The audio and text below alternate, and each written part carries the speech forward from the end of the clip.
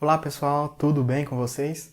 Nesse vídeo vamos ver sobre o tratamento da hipertensão primária, a pressão alta, que anteriormente era chamada de hipertensão essencial. A hipertensão primária é a mais comum, é aquela que não tem causa subjacente conhecida. Vamos fazer um vídeo posteriormente sobre a hipertensão secundária, que é causada por alguma outra doença subjacente.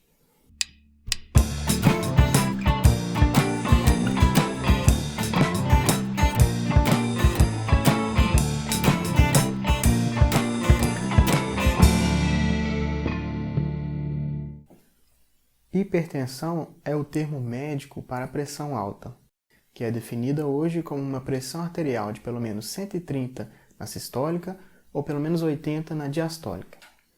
A hipertensão não tratada aumenta a pressão sobre o coração e as artérias, causando eventualmente danos aos órgãos.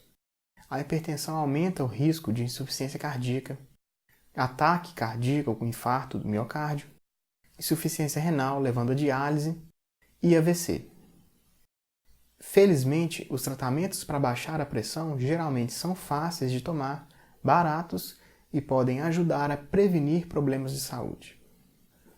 Fazer mudanças no estilo de vida é o primeiro passo importante no tratamento da pressão alta. Em alguns pacientes, reduzir a ingestão de sódio e álcool, manter o peso na faixa ideal, praticar exercícios aeróbicos regulares e parar de fumar pode ser o suficiente para controlar a pressão alta. Como, por exemplo, a maioria das sociedades médicas sugere que a ingestão diária de sódio deve ser inferior a 6 gramas de sal de mesa. Veja como fazer isso no nosso vídeo sobre ingesta de sal. Tais mudanças no estilo de vida podem reduzir a pressão arterial tão efetivamente quanto a terapia com um medicamento para baixar a pressão arterial. No entanto, muitos pacientes também precisam de um ou mais medicamentos para baixar a pressão arterial. O seu médico irá te ajudar a decidir se você deve iniciar a medicação com base na intensidade da sua pressão arterial, bem como em outras condições de saúde e fatores de risco pessoais. Agora vou apresentar uma visão geral dos diferentes tipos de drogas que podem ser prescritas para você. Existem vários medicamentos que são comumente usados para tratar a pressão alta. Algumas pessoas respondem bem a um medicamento, mas não a outro.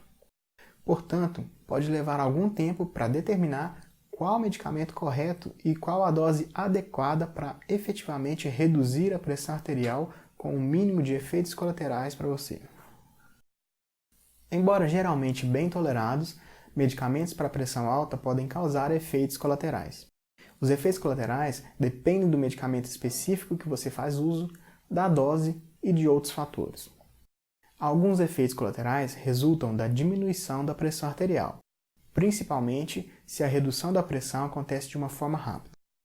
Portanto, estes efeitos podem ser causados por qualquer medicamento para pressão alta. Estes incluem tonturas, sonolência ou cansaço. Eles geralmente desaparecem depois de algumas semanas quando o corpo se adaptar à pressão arterial mais baixa.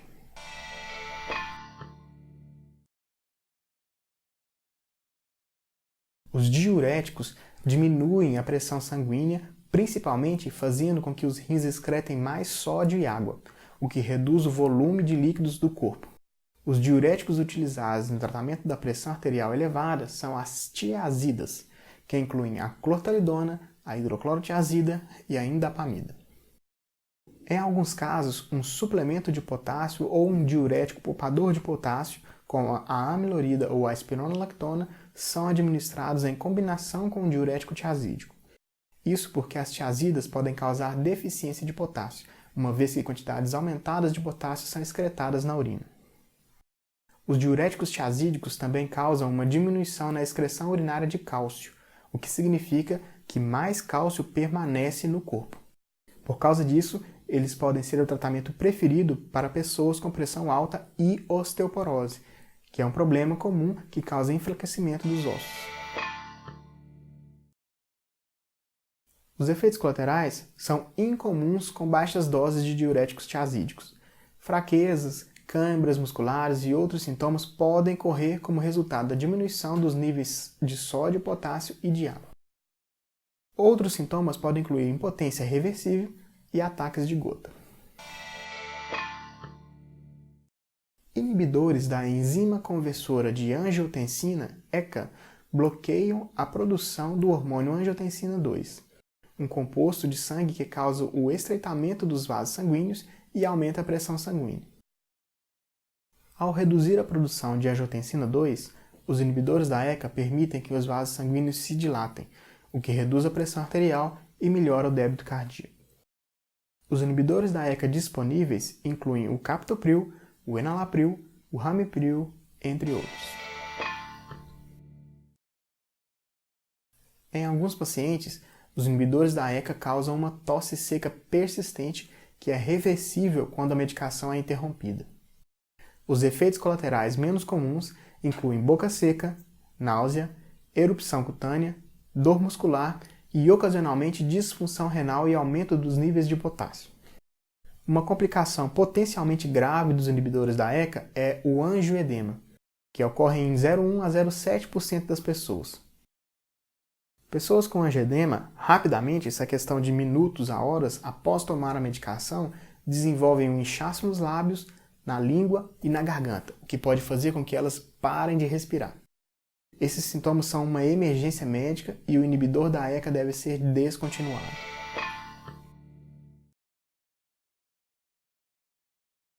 Os bloqueadores dos receptores de angiotensina 2, chamados de BRA, bloqueiam os efeitos da angiotensina 2, aquela que nós já falamos antes, nas células do coração e dos vasos sanguíneos. Semelhante aos inibidores da ECA, os BRAs podem dilatar os vasos sanguíneos, baixar a pressão sanguínea e melhorar o débito cardíaco. Os BRAs disponíveis incluem o candesartana, a losartana, a olmesartana, a telmisartana e a valsartana.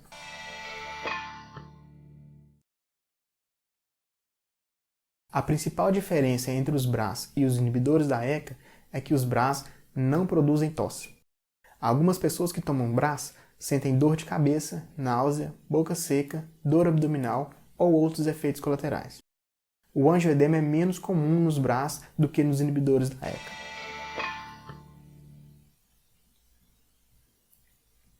Os fármacos bloqueadores dos canais de cálcio reduzem a quantidade de cálcio que entra no músculo das paredes dos vasos sanguíneos e no músculo cardíaco.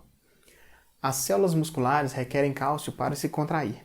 Assim, ao inibir o fluxo de cálcio através das membranas das células musculares, os bloqueadores de canais de cálcio fazem com que as células musculares relaxem e os vasos sanguíneos se dilatem, produzindo uma redução da pressão sanguínea, bem como reduzindo a força e a frequência dos batimentos cardíacos. Existem duas categorias principais de bloqueadores dos canais de cálcio. As dihidropiridinas, que incluem a amlodipina e a nifedipina, e as não dihidropiridínicas, que são principalmente o diltiazem e o verapamil. Os efeitos colaterais dos bloqueadores dos canais de cálcio variam com o agente específico usado. Os pacientes que tomam dihidropiridínicas podem desenvolver cefaleia, rubor, náusea, crescimento excessivo do tecido da gengiva, chamado de hiperplasia gengival, o inchaço das extremidades, edema periférico, que é com certeza o que os pacientes mais reclamam para mim. As não hidropiridínicas podem ocasionalmente fazer com que o ritmo cardíaco diminua demais. Outros efeitos ainda incluem dor de cabeça, náusea e constipação, que é o intestino preso, principalmente com o verapamil. Os beta-bloqueadores bloqueiam alguns dos efeitos do sistema nervoso simpático, o qual é responsável por aumentar a frequência cardíaca e elevar a pressão arterial com estresse ou com atividade. Os beta-bloqueadores reduzem a pressão arterial, em parte, diminuindo a frequência e a força na qual o coração bombeia o sangue. Os beta-bloqueadores disponíveis incluem o atenolol, o bisoprolol, o metoprolol, o nebivolol, o propranolol, entre outros. Alguns beta-bloqueadores têm uma atividade combinada, bloqueando os receptores beta e alfa, Nós vamos falar disso depois. Estes incluem, por exemplo, o carvedilol. Beta-bloqueadores podem piorar sintomas de asma e outras doenças pulmonares ou doenças dos vasos sanguíneos, como a doença vascular periférica. Por esse motivo, eles não são prescritos para pacientes com tais condições, geralmente. Além disso, os beta-bloqueadores podem mascarar os sintomas de baixa taxa de açúcar no sangue, a hipoglicemia, em pessoas com diabetes que são tratadas com insulina. Os beta-bloqueadores também podem causar fadiga, insônia, sonhos estranhos, diminuição da capacidade de exercício, ritmo cardíaco lento, erupção cutânea, mãos e pés frios, devido à redução do fluxo de sangue para os membros.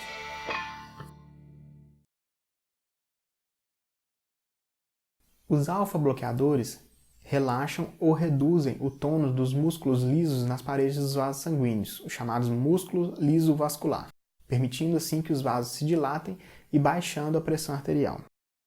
Os alfa-bloqueadores disponíveis incluem a doxazocina e a prazosina. Os bloqueadores alfa podem causar tontura, especialmente quando fica em pé, e particularmente com as primeiras doses. Eles também podem aumentar o risco de desenvolver insuficiência cardíaca. Por essas razões, eles não são frequentemente usados como tratamento de primeira linha da hipertensão primária. Uma possível exceção é um homem mais velho com sintomas relacionados ao aumento da próstata. Tais sintomas podem ser aliviados pela terapia alfa-bloqueadora. Os vasodilatadores diretos também relaxam ou reduzem o tônus dos vasos sanguíneos. As duas drogas dessa classe são a hidralazina e o minoxidil. O minoxidil é tipicamente usado apenas em hipertensão severa ou resistente. Os efeitos colaterais associados aos vasodilatadores diretos incluem dor de cabeça, constipação, que é o intestino preso, inchaço na parte inferior das pernas e taquicardia. O minoxidil também pode causar crescimento excessivo de pelos. Por esse motivo, ele passou também a ser usado para tratar calvície quando aplicado à pele.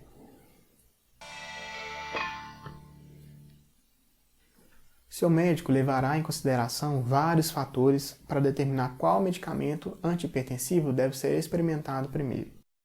Além de considerar a eficácia e possíveis efeitos colaterais, o profissional de saúde considerará a saúde geral, sexo, idade, gravidade da pressão alta, qualquer condições médicas subjacentes adicionais e se drogas específicas não devem ser usadas.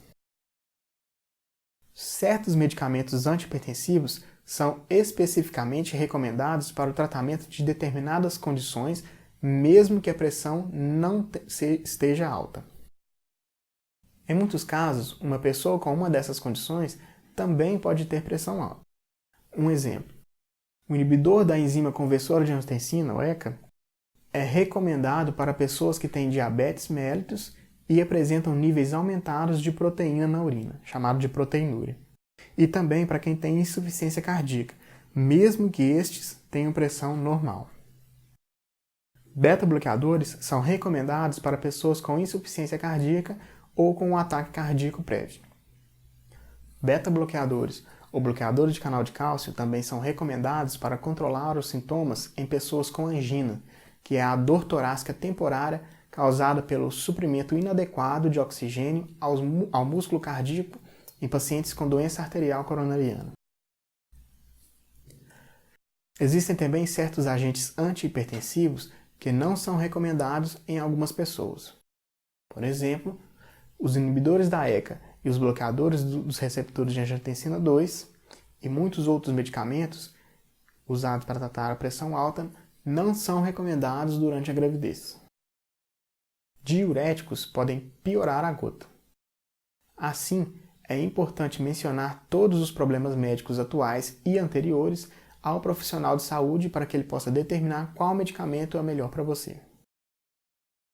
Se uma pessoa tem uma pressão arterial muito alta, por exemplo, 16/10 ou mais, a terapia combinada com duas drogas ao mesmo tempo, em vez da monoterapia com uma droga, pode ser o primeiro passo no tratamento da pressão arterial.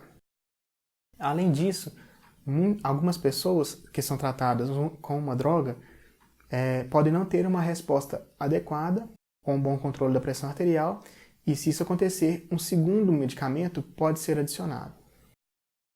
Outras opções incluem aumentar a dose do primeiro medicamento ou substituir por um medicamento diferente, uma vez que algumas pessoas podem responder a um medicamento diferente e não a outro. Bom, esse foi um apanhado geral bem completo para os pacientes que desejam saber mais sobre a hipertensão arterial. Se você tem alguma dúvida, por favor, deixe aí nos comentários. Não esqueça de se inscrever no canal e de dar aquela força no joinha. Um grande abraço!